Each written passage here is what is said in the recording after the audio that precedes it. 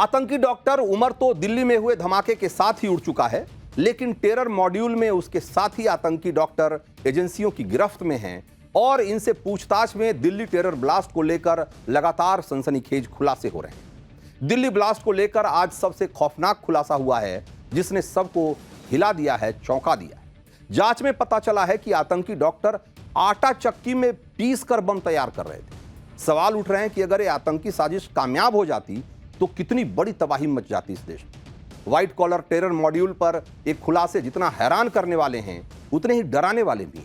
आज पाठशाला में आपको बताएंगे कि आतंकियों की बम बनाने वाली मशीनें कहां से मिली है और देश को दहलाने वाली आतंकी साजिश के कौन कौन से राज खुल गए हैं। साथ ही आपको यह भी बताएंगे कि अब तक की जांच में व्हाइट कॉलर टेरर मॉड्यूल का रिंग मास्टर, मास्टरमाइंड और सबसे बड़ा बमबाज कौन निकला है। तो अब तक की जांच में व्हाइट कॉलर टेरर मॉड्यूल के 3 सबसे बड़े आतंकी किरदारों पर बड़े खुलासे हुए हैं। आगे इन किरदारों पर हुए खुलासों की पूरी डिटेल बताएंगे, लेकिन पहले देखिए व्हाइट कॉलर टेरर मॉड्यूल में इनका रोल क्या था। तो पहला किरदार है मौलवी इरफान। ये व्हाइट कॉलर टेरर मॉड्यूल का रिंग मास्टर था। इसे आतंकी डॉक्टर्स के रिक्रूटमेंट की जिम्मेदारी दी गई थी और देश भर में आतंकियों का नेटवर्क बनाने का पूरा जिम्मा इसी के पास था। जो दूसरा किरदार है doctor Shaheen, white collar terror module की मास्टरमाइंड है और टेरर फंडिंग और डॉक्टर्स के ब्रेन वॉश की पूरी जिम्मेदारी इसने संभाल रखी थी। जो तीसरा किरदार है डॉक्टर मुजम्मिल, ये व्हाइट कॉलर टेरर मॉड्यूल का बम मास्टर था। आटा चक्की को बम बनाने वाली मशीन बना दिया था इसने। विस्फोटकों का जखीरा जुटा रखा था इस शख्स। तो दिल्ली ब्लास्ट की जांच में सबसे बड़ा खुलासा आतंकी डॉक्टर मुजम्मिल के रोल को लेकर हुआ है। मुजम्मिल को दिल्ली में ब्लास्ट से ठीक पहले गिरफ्तार किया गया था। आतंकी डॉक्टर मुजम्मिल की निशानदेही पर जांच एजेंसियों ने व्हाइट कॉलर टेरर मॉड्यूल को बम बनाने वाली मशीन को उसने बरामद कर लिया है। दिल्ली के पास फरीदाबाद से जांच एजेंसियों ने एक कैब ड्राइवर के घर से आटा चक्की और एक इलेक्ट्रॉनिक मशीन जब्त की है। जांच एजेंसियों के सूत्रों का दावा यह है कि आतंकी डॉक्टर मुजम्मिल ने इसी आटा चक्की और इलेक्ट्रॉनिक मशीन की मदद से धमाकों के लिए विस्फोटक तैयार किए। आतंकी मुजम्मिल इस आटा चक्की का इस्तेमाल फरीदाबाद में अपने किराए के कमरे में किया करता था और इसी कमरे से 9 नवंबर को, यानी दिल्ली ब्लास्ट से ठीक एक दिन पहले, पुलिस ने 360 किलो अमोनियम नाइट्रेट और दूसरे विस्फोटक बरामद किए थे। जांच एजेंसियों के सूत्रों का दावा यह भी है कि आतंकी मुजम्मिल आटा चक्की का इस्तेमाल यूरिया को पीसने और केमिकल तैयार करने के लिए करता था और ग्राइंडर में यूरिया को पीसने के बाद वो दूसरी मशीनों में की मदद से उसको रिफाइन करता था और फिर उसी पाउडर में अल फलाह यूनिवर्सिटी की लैब से लाए गए केमिकल को मिलाकर विस्फोटक बनाता था। आतंकी मुजम्मिल से पूछताछ के बाद जिस कैब ड्राइवर शब्बीर को हिरासत में लिया गया, उस कैब ड्राइवर ने ये आटा चक्की और मशीनें मुजम्मिल के किराए वाले घर में पहुंचाई थी। कैब ड्राइवर ने बताया कि मुजम्मिल ने अपनी बहन की शादी में गिफ्ट देने के नाम पर आटा चक्की मंगवाई थी और फरीदाबाद में उस कमरे के बाहर से हमारे सहयोगी ने एक ग्राउंड रिपोर्ट भेजी है, जिस कमरे में आतंकी डॉक्टर मुजम्मिल ने रोटी के लिए आटा चक्की बनाने वाली जो मशीन है, उसको बम बनाने वाली मशीन बना दिया था। देखिए जरा।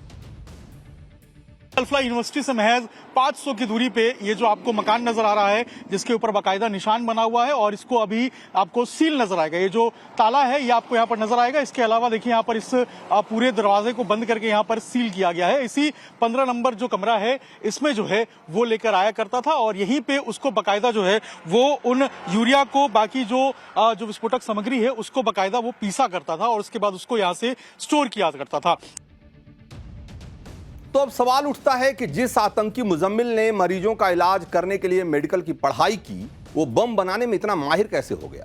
इसको लेकर भी जांच में एक बड़ा खुलासा हुआ है। सूत्रों के मुताबिक जांच एजेंसियों को आतंकी डॉक्टर मुजम्मिल के मोबाइल फोन से 1-2 नहीं बल्कि 200 वीडियो मिले हैं और ये सारे वीडियो डिलीट किए जा चुके थे हालांकि, लेकिन जब इन्हें रिट्रीव किया गया, रिकवर किया गया, तो पता चला कि इन्हीं वीडियो की मदद से मुजम्मिल ने बम बनाने की पूरी ट्रेनिंग ली थी, क्योंकि 200 में से 80 वीडियो आतंकी ट्रेनिंग, बम बनाने के तरीके और केमिकल रिएक्शन से जुड़े हुए थे, जबकि जो बाकी के 120 वीडियोज थे उसमें आतंकी संगठन जैसे मोहम्मद के सरगना मसूद अजहर के भाषण थे और ISIS से जुड़े आतंकियों के जहरीले भाषण थे।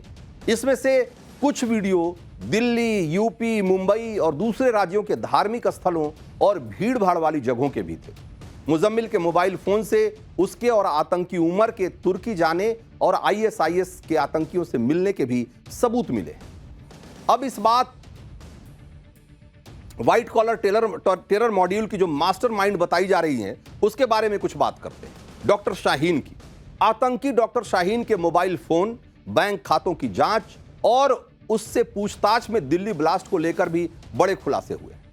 अब तक की जांच से साफ हो चुका है कि आतंकी संगठन जैश ने डॉक्टर शाहीन को व्हाइट कॉलर टेरर मॉड्यूल के लिए फंड जुटाने और महिला ब्रिगेड तैयार करने की जिम्मेदारी सौंपी।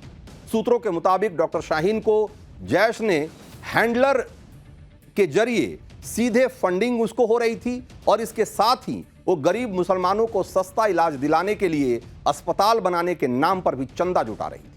डॉक्टर शाहीन का काम फंड इकट्ठा करना और हैंडलर्स के भेजे पैसों को अलग अलग अकाउंट में ट्रांसफर करना था। सूत्रों के मुताबिक डॉक्टर शाहीन और उसके भाई डॉक्टर परवेज और दूसरे आतंकी डॉक्टर्स के बैंक खातों की जांच में टेरर फंडिंग की फाइनेंशियल ट्रेल का पूरा खुलासा हुआ है।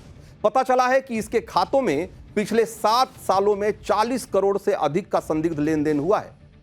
कुछ खातों में हर 15 दिन में पैसे डाले गए और उसके अगले दिन जिस खाते में ट्रांसफर किए गए वहां से पैसे निकाल लिए गए। इसी तरीके से कुछ खातों में हर हफ्ते 2 से 3 बार 20 से 25 हजार रुपए का ट्रांजैक्शन होने का पता चला है। सूत्रों के मुताबिक इन खातों में बड़े अमाउंट के लेन देन का एक खास पैटर्न दिखता है, जैसे कि 1 लाख 1 रुपए, 2 लाख 1 रुपए जैसे बहुत सारे ट्रांजैक्शन हर महीने 25 से 28 तारीख के बीच में किए गए।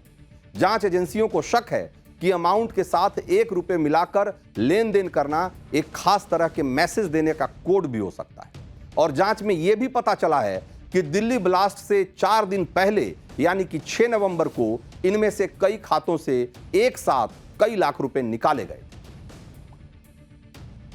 जांच में यह भी खुलासा हुआ है कि श्रीनगर से गिरफ्तार किया गया मौलवी इरफान अहमद ही वो व्हाइट कॉलर टेरर मॉड्यूल का फाउंडर था जिसने कि इस इतने बड़े नेटवर्क को तैयार किया था। सूत्रों के मुताबिक पूछताछ में मौलवी इरफान ने यह भी कबूला है कि उसी ने आतंकी डॉक्टर मुजम्मिल की जैश के हैंडलर हंजुल्ला से मुलाकात करवाई थी और उस मीटिंग के बाद व्हाइट कॉलर टेरर मॉड्यूल को तैयार किया था और फिर कई डॉक्टर्स को इस मॉड्यूल से धीरे धीरे करके उसने जोड़ा।